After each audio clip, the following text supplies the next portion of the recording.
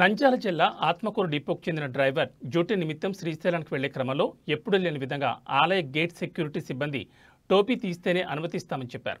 అందుకు అతను వ్యతిరేకించడంతో బండి ఆపాలని కానిస్టేబుల్ కోరారు. ఈ వీడియో వైరల్ కావడంతో ఈ విషయం గురించి డిపో మేనేజర్తో movement for piece and justice తరపున ఫోన్లో మాట్లాడారు. ఆయన మరియు ఆర్టీసీ అధికారులు కూడా సీరియస్గా ఈ విషయం గురించి ఆలయ ఈవోతో మాట్లాడి 2 రోజుల్లో పరిష్కరిస్తామని తెలిపారు. అక్కడి సెక్యూరిటీలోని ఒక వ్యక్తి కావాలనే గందరగోళం చేస్తున్నాడని తెలుస్తోంది.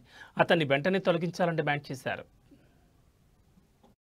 అంతే మరి పిలుచుకో పిలుచుకో అట్లా తీసేది ఉండదు, పక్కన పెట్టదు అట్లా వేసుకో.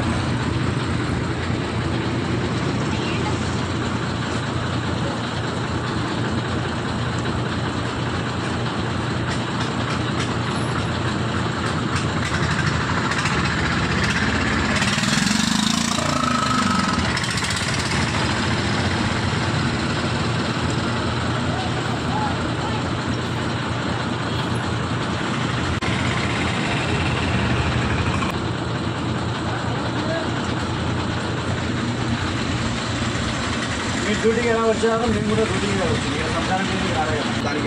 సరేనండి. మీరు అట్లా చెప్పకూడదు సార్.